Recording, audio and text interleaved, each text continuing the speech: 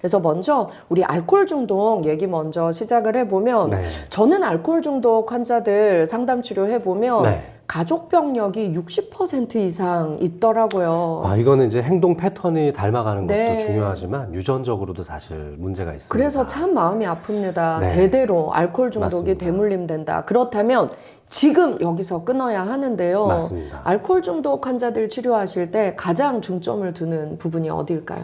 과거에는 이제 술 마시면은 엄청나게 괴롭게 하는 약이 있었죠. 술 한 잔만 마셔도 네. 머리가 진짜 환자들 표현은 뽀개질 것 같이 아프다. 그렇게 만드는 약을 네. 환자의 뭐 간 건강을 위해서 챙겨주는 약 속에 네. 몰래 섞어서 준다거나 네. 이제 이런 방식으로 술을 마시면 괴로움을 유발해서 술을 끊게 했었는데요. 최근에는 이제 워낙 정보들 쉽게 알아채니까 어떤 약인지 다 알아요. 그래서 그런 약들을 다 빼고 드시기 때문에 그렇게는 못하고요. 알코올 중독이 아주 심각한 단계에서는 저는 그 폐쇄병동에서의 치료가 필요하다고 생각합니다. 일단 물리적으로 알코올을 손을 못 대게 해야 되니까요. 스스로의 자제력이 좀 있는 상태에서는 가족들과 조금 격리된 생활, 가족들과 함께 뭐 제주도에 가서 한 달 살기를 한다거나 아니면 산사 같은 데 들어가가지고 템플스테이를 해본다거나 이렇게 물리적으로 그 유혹되는 알코올로부터 벗어날 수 있는 환경을 차단하자. 맞아야 됩니다. 이제 그런 과정이 최소 한 달 이상은 지속돼야 된다고 생각하는데요. 그 과정 속에서 겪어야 되는 금단 증상이 이제 엄청나죠. 알코올 중독이 오랫동안 지속됐을 경우에는 심각한 뇌손상이 발생되기 때문에 저한테 오시는 분들은 결국 뇌손상 단계까지 간 환자분들이 많이 와요. 그래서 이제 중장년층 또는 노년층의 알코올 중독 환자분들이 많이 오는데요. 이제 이런 분들은 결국 뇌가 망가지면 망가질수록 자제력, 절제력이 떨어지기 때문에 더 어렵거든요. 일단은 가족들의 도움을 받아서 폐쇄병동 치료를 권고하고 폐쇄병동 치료를 최소 한 달 이상 하면서 물리적으로 그걸 끊어내는 과정, 그리고 끊는 과정 중에서 나타나는 금단 증상은 약물로 얼마든지 조절이 또 가능하거든요. 금단 증상도 약물로 조절이 가능하다. 꼭 기억해 주십시오. 저희 센터에 많이 오시는 분들은 이 정도는 아니지만 알코올 의존증, 그리고 환경을 차단하기에는 한 달 어디에 가서 쉬고 이게 불가능해. 매일 출근해야 먹고 살 수 있어. 매일 학교에 나가야 되고 직장에 나가야 되고 이런 경우가 많아요. 그래서 알코올 의존증 때문에 힘들어 하시는 분들, 요즘 20대 여성분들도 저희는 많이 옵니다. 여기까지는 이제 질병보다는 장애라고 볼 수 그렇죠. 있고 완전히 이제 알코올 중독에 빠지신 분들은 이제 질병으로 분류를 하게 되는데 이런 경우에서 일상생활에서 즐거움이 없기 때문에 알코올에 손을 대잖아요. 그래서 일상생활에서의 즐거움을 약을 통해서 조금 보상해 드릴 수 있거든요. 어떤 약이 도움이 예를 들면 될까요? 이제 굉장히 불안감이 고조되기 때문에 즐거움이 없어지는 경우도 있고 우울감이 고조되기 때문에 그런 경우도 있습니다. 그래서 이제 교수님이나 저 같은 이런 좀 외향적인 타입들은 사회활동을 통해서 굉장히 또 즐거움을 느끼거든요. 근데 이런 경우에 오히려 스트레스를 받는 경우도 많죠. 이런 경우는 이 우울감이 굉장히 심해집니다. 사회활동에서 바빠질수록 우울감이 심해지고요. 사실 우리 같은 외향적인 타입들은 우울감보다는 불안감이 좀 심합니다. 내일 내가 이 일까지 해놔야 되는데 또는 사회에서 바라보는 나의 어떤 역량이나 이런 것들을 맞춰가지 못할 때에 불안감을 많이 느끼죠. 환자분들의 성향과 성격에 따라서 항불안제를 처방하든지 또는 항우울제를 처방한다거나 이런 방식으로 해서 기본적으로 뇌가 좀 더 잘 돌아갈 수 있도록 만들어야 되는데요. 우리의 신경전달 물질은 뭐 도파민도 있고 아세틸콜린이나 페닐에틸라민이라든지 여러 가지 신경전달 물질이 있지만 뇌 전반적인 영향을 미치는 신경전달 물질은 세로토닌이거든요. 맞아요. 이 세로토닌 회로가 제대로 돌아가지 않으면 멜라토닌과 관련된 수면도 잘 돌아가지가 않고 또 도파민과 관련된 쾌락회로나 보상회로도 잘 돌아가지가 않죠. 그러니까 우울증에 빠진 환자분들이 아무것도 하지 못하는 일들이 생기는 것처럼 그래서 저는 이런 그 중독에 빠져 있는 환자분들의 가장 첫 번째 단계의 약물 치료가 세로토닌을 공급해주는 치료라고 생각을 합니다. 그래서 그런 쪽의 약물도 종류가 여러 가지가 있으니까 환자의 성향에 따라서 어떤 약을 선택할지 결정하게 되죠. 평소에 내가 우울하다면 빨리 우울해서 내가 벗어날 수 있도록, 내가 불안이 좀 높다면 그 불안을 완화해 줄 수 있도록 우리가 노력할 때 이런 중독에 빠지는 걸 예방할 수 있는데요. 이런 알코올 의존증 있는 분들, 방송 보시는 분들 중에도 많으실 거예요. 아직 의존증 단계다. 아주 희망이 있는 단계입니다. 그래서 원장님 말씀하신 대로 약물 치료의 도움도 좀 받으면서 나의 우울과 불안을 좀 완화해 보고, 그리고 술 먹는 것은 그 순간은 사실 되게 기분도 좋고 위로도 되고 릴렉스 되는 것 같지만 그 이후에는 훨씬 더 우울감이 심해지잖아요. 맞습니다. 제가 그 KBS에서 했던 한 프로그램에서 술이 백해무익하다. 이런 이제 얘기가 나와서 스트레스가 만병의 근원이기 때문에 스트레스를 좀 해소하는 차원에서 술을 적당히 즐기시는 분들까지는 뭐라고 할 필요 없다. 이제 이런 얘기도 한 적이 있었는데요. 근데 사실 술이 고기에서 끝나면 괜찮죠. 맞죠. 네. 저도 어제 저녁에 저녁 식사를 하면서 매실주를 딱 한 잔 마셨어요. 작은 잔에 따라서 딱 한 잔 마시고 조금 편안함을 느끼기도 했고요. 또 어쩌면 그것이 저녁 때 제 숙면에도 도움이 됐을지 모릅니다. 제가 요 정도의 알코올 섭취를 일주일에 한 번 내지 두 번 정도 하거든요. 이렇게 많지 않게 한두 잔 정도. 어떤 날에는 향이 아주 좋은 위스키라든지 와인 한 잔 정도를 따라 놓고 굉장히 오랜 시간 동안 음미하며 먹기도 하는데요. 일상생활에서 이 정도를 내가 이 정도까지는 즐길 수 있다라는 자제력을 키우는 게 더 중요하거든요. 그러니까 술을 앞에 놓고 끊게 하는 거는 좀 어려워요. 맞아요. 애초부터 이런 습관을 가질 수 있도록 변화가 필요한데 알코올에 이미 중독되어 있는 분들은 차차 줄여나가는 개념은 좀 어렵습니다. 일단은 한 번은 물리적으로 완전히 끊게 만드는 것이 중요하고 완전히 끊은 상태에서 적어도 한 1, 2년 정도는 완벽한 그 금주, 뭐 금연도 마찬가지죠. 그렇게 해놓으면 뇌가 원래의 상태로 회복합니다. 알코올에 완전히 중독되어 있는 환자들을 2년 동안 알코올을 완전히 끊게 하면은 뇌가 원래 상태로 많이 회복되거든요. 6개월 이상 끊게 되면은 뇌 부피가 약 2% 정도 다시 커진다고 알려져 있기도 하고요. 2년 이상 끊게 되면은 알코올에 의한 영향력이 많이 줄어들기도 하니까요. 그 정도의 시간을 좀 가진 이후에 건강한 음주 습관으로 다시 길들여 보시는 것 좋을 것 같습니다. 제가 최근에 상담한 29세 청년은 가족 대대로 알코올에 이 병력이 있더라고요. 그래서 이 청년이 고등학교 3학년부터 25세까지 매일 하루에 소주 한두 병. 이렇게 먹으면서 살다 보니까 어느 날 보니까 내가 진짜 폐인이 되어 있다는 걸 깨달았대요. 그러면 한 달에 거의 4, 50병, 50병, 그렇죠. 60병 먹는 거네요. 그래서 26세부터 29세까지 지금까지 단주에 성공하고 있는데 이 친구는 다시 자기가 술에 손을 댈 위험을 줄이기 위해서 일주일에 한 번씩 상담을 해서 계속 마인드 컨트롤을 하고 있는 중이었어요. 그래서 제가 발견한 가장 좋은 사례여서 지금 4년째 단주할 수 있는 비결이 뭐냐 물어봤어요. 그랬더니 자기도 자기처럼 좋은 사례를 본 적이 없다. 스스로 폐쇄병동에 가서 입원을 했대요. 입원을 하고 단주의 기간을 늘려줬고 그리고 핸드폰에 있는 모든 전화번호를 지웠대요.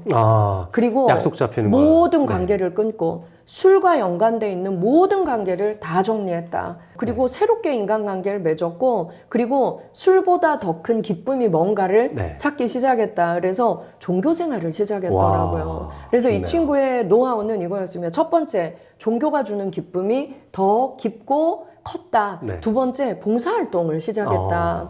그래서 타인을 도와보니까 타인을 돕는다는 건 단 1시간 만에 내가 의미 있는 존재, 의미 있는 인생을 살게 되는 가장 빠른 방법이잖아요. 그래서 종교생활과 봉사생활이 4년 단주를 가능하게 한 기간이었다. 그래서 청첩장 들고 온 거 있죠. 어머. 진짜 너무 뿌듯하셨겠네요. 그래서 그 이제 종교단체에서 아내도 봉사하면서 만났고 장인 장모님도 자기의 상황을 다 안대요. 자기의 인생도 알고. 근데 이 장인 어른이 그랬대요. 술 끊는 건 불가능하다고 알고 있는데 너가 4년째 끊었으면 너는 그 정신력으로 뭐든지 할 수 있다. 내 딸이랑 결혼해라. 이랬다는 거예요, 여러분. 그래서 우리에게 희망이 있고 치료도 가능합니다. 그래서 여러분 약물 치료와 상담 치료 도움을 받아서 우리의 그 중독 증상에서 벗어날 수 있다. 기억해 주시면 좋겠습니다. 두 번째 갈게요. 도박 중독.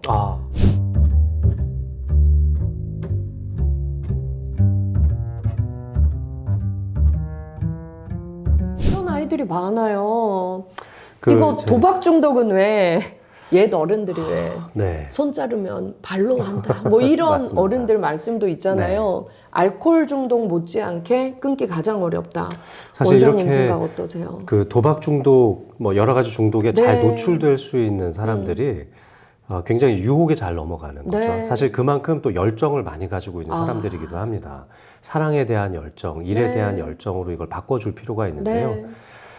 우리 이제 보상회로, 쾌락회로라고 네. 부르는 이 회로가 남들에 비해서 좀 더 발달되어 있는 케이스들이거든요.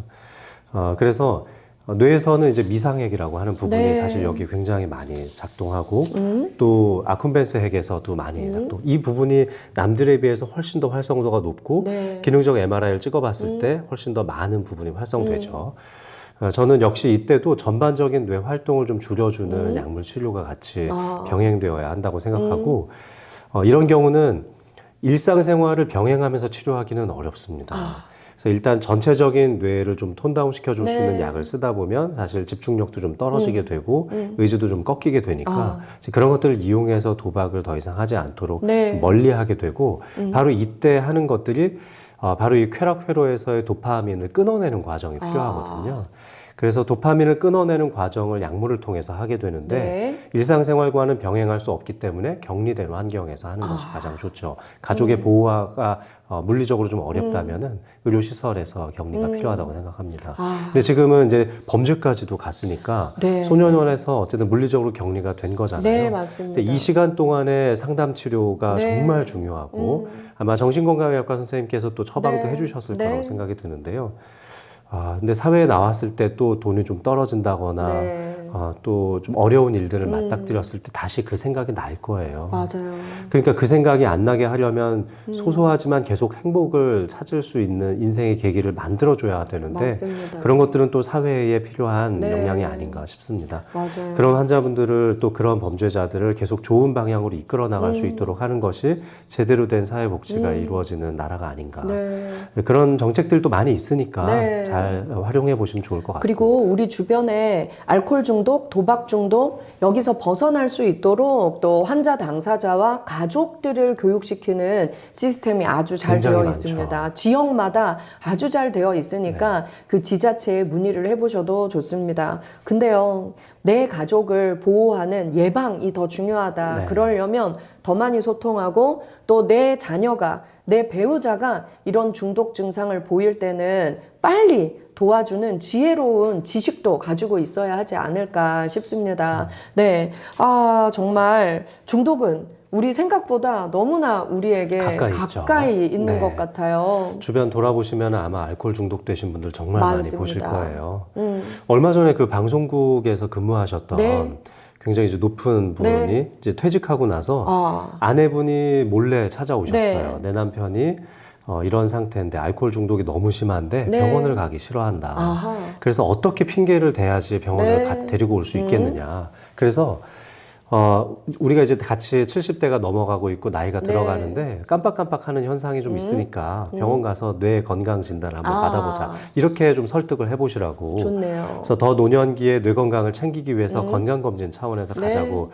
그래서 그 다음 주에 저한테 모시고 오신 거예요. 잘했다. 그래서 모시고 와서는 그래서 이제 그 두 분이 같이 있는 자리에서 두 분이 또 싸우시는 거예요. 많이 싸우죠. 나는 뭐 괜찮은데 네. 근데 또 술 얘기를 꺼내니까 네. 되게 심기가 불편하셨던 거죠. 그리고 그 앞에서 막 눈물을 흘리시는 아내분을 제가 내보냈습니다. 그리고 이제 남편분과 인지력에 대한 이야기를 많이 했죠. 아무래도 사회 고위층까지 올라가셨던 분이니까 네. 그런 부분은 관심이 많고 그래서 인지력에 대한 발휘를 그래도 이제는 80대 중반 90 될 때까지 네. 계속 발휘를 하셔야 되지 않겠느냐. 그냥 한번 테스트하는 차원에서 인지력 테스트를 한번 해보자. 네. 근데 생각보다 점수가 안 나온 거예요. 굉장히 충격을 받으신 거죠. 그리고 이제 MRI를 촬영해서 알코올로부터 뇌가 얼마나 손상됐는지를 네. 직접 객관적으로 보여드렸더니 이분이 이제 정신적인 충격이 컸던 겁니다. 네. 한 번도 자기가 인정해보지 않았던 네. 문제를 눈으로 확인하게 된 거죠. 그리고 나서 이제 2달이 지금 지났는데요. 네. 어제 저한테 다녀가셨거든요. 네. 자기가 굉장히 많은 사회 활동 때문에 사람들을 많이 만나게 되는데 네. 그걸 다 끊을 수는 없어서 일단 나갔는데 술을 자기가 이제 지금 이제 금주하신 지 2달 됐거든요. 네. 근데 안 먹어보니까 네. 술을 안 마시는 사람들도 있었다는 거를 알게 되신 거예요. 되었다. 한 3분의 1 정도는 술을 입에 안 대더라. 네. 그리고 지금은 그런 분들과 어울리면서 그 테이블에 앉아서 식사를 네. 하니까 전혀 마음이 불편하지 않았다는 거예요. 그래서 한번 끊기 시작하고 마음을 먹으면 또 다른 세계가 또 보이고 맞아요. 또 거기서 내 몸이 점점 좋아지는 것 같은 느낌이 들면 긍정적인 피드백을 받게 되니까 맞아요. 또 거기에 아내분께서 얼마나 지금 그 남편이 네. 대견스럽고 너무 자랑스럽고 존경스럽겠어요. 가족이 회복되죠. 그 가족들이 더 많이 응원해주고 네. 그 지금 가족의 관심이 중요하다고 네. 했는데 처음에 병원을 데리고 오셨던 것도 가족의 관심이었던 네. 거고 가족이 그 중간의 과정 속에서도 계속 응원을 네. 해줬던 게 이분이 치료가 될 수 있는 네. 과정이 된 거예요. 그래서 이분의 후배분한테도 제가 연락을 받았어요. 아하. 그 현직 이제 방송국에 네. 계시는 분인데 원장님 덕분에 제가 얼마 전에 그 선배님을 만났는데 네. 너무 좋아졌다. 아. 오히려 후배분이 고맙다고 인사를 하기도 그렇군요. 했습니다. 저도 좋은 사례가 있어요. 사업한다는 이유로 밤마다 술 드시던 60대 초반 남성분이셨는데요. 이분이 환경을 차단해야 술을 끊을 수 있다. 이걸 알게 되시고 제가 조찬 모임을 한번 권해봤어요. 네. 요즘은 조찬 모임이 참 많죠. 많습니다. 네. 그래서 아침 7시부터 8시까지 좋은 곳에서 식사하면서 네. 대화하고 8시에 각자 출근하고 그렇게 하시더라고요. 그리고 6시에 모여서 좋은 강의 듣고 조찬 모임하고 출근하고 네. 회장님이 그렇게 한번 앞서 보시라고 네, 했더니 진짜 신천지 새로운 세계가 열렸다. 다음날 거기 나가려면 술을 먹으면 안 못 되니까. 먹죠. 그리고 사람들이 너무나 네. 덕분에 우리도 건강해졌다. 어. 술을 끊고 새벽에 아침에 네. 만나는 모임을 만드니까 네. 인간관계도 훨씬 좋아졌다. 환경을 이렇게 바꾸는 것도 가능하다. 기억하시고요. 그리고 제일 중요한 건 가족이 포기하지 않아야 합니다. 맞습니다. 알코올 중독, 도박 중독 환자들 치료가 정말 어려운 이유 중에 하나가 가족들이 먼저 지쳐요. 그리고 좋아질만 하면 또 손대고 맞습니다. 좋아질만 하면 또 손대고 그래서 가족이 지치지 않고 끊임없이 옆에서 도와주는 그런 노력이 있을 때 이 중독에서 벗어날 수 있지 않을까 싶습니다. 원장님, 네. 중독에서 벗어나는 가장 좋은 방법 실천해 보시라. 네. 최근에 이제 저희들이 많이 얘기하는 것이 좀 느린 삶의 철학을 네. 하라고 하는데요. 분초 사회에서 내가 해야 되는 역량이 너무 많다는 네. 걸 그냥 인정하셨으면 좋겠어요. 그리고 반드시 내가 이 일을 해내야만 살 수 있을 것 같은 그 네. 느낌에 대한 중압감을 없애야 되는데요. 네. 저는 주말에 자전거 타는 걸 좋아해요. 아하. 네, 자전거를 타면은 이렇게 자연을 좀 느끼기도 하고 네. 제가 평상시에 느끼지 못했던 이렇게 뭐 자전거 전용 도로라도 네. 가다 보면 풀벌레 같은 것들이 탁 뛰어 올라와서 네. 제 여기 소매자락에 딱 앉았다가 네. 다시 날아가는 그런 모습들도 느껴지고 한 번도 느껴보지 않았던 그런 자연의 변화 네. 또 느리게 흘러가는 시간의 체험들을 밖에서 좀 활동하면서 많이 네. 느끼고 있거든요. 뭐 여러분들께는 어떤 활동이 또 즐거움을 선사할지 모르겠지만 뭐 음악 활동이라든지 네. 또는 미술과 같은 예술 활동 네. 아니면은 뭐 명상을 좀 해보신다거나 네. 산을 좀 다녀보셔도 좋을 것 같아요. 이렇게 좀 느리지만 나에게 조그마한 행복감을 느낄 수 있게 해주는 것들 네. 그리고 또 그 행복감이 다가왔을 때 그거에 대한 감정 표현을 좀 많이 해보셨으면 네. 좋겠어요. 야, 어떻게 이 메뚜기가 뛰어서 나 이렇게 손목에 앉았을까? 네. 너무 신기하네. 너무 재밌네. 이런 생각을 자꾸 반복하면은 그 행복이 더 크게 느껴지거든요. 좋습니다. 이렇게 하면은 평상시에 느껴지는 그 엄청난 양의 도파민으로부터 좀 네. 해방될 수 있지 않을까 싶습니다. 네. 가장 좋은 활동은 밖으로 나가는 겁니다. 햇빛이 우리를 살립니다. 가장 중요한 뇌신경 전달 물질 세로토닌도 우리가 햇빛 받으며 걸을 때 그리고 푹 잘 잘 때 맛있게 먹을 때 주위 사람들과 사랑을 나눌 때 그리고 천천히 호흡할 때 명상할 때 많이 나옵니다. 여러분 정말 별것 없죠? 실제로 우리의 행복은 참 가까이 있습니다. 이런 행복을 자주 느끼고 자주 활동할 때 우리는 이런 가까이 있는 중독으로부터 내 가족 보호할 수 있을 거예요. 우리 오늘 장민욱 원장님 모시고 마음과 뇌 이야기 마음껏 나누어 보았습니다. 다음 시간 또 기대해 주세요. 원장님 감사합니다. 네, 또 뵙겠습니다. 네. 우리 댓글에서 여러분의 의견 충분히 받아보고 다음 시간에 확정하도록 하겠습니다.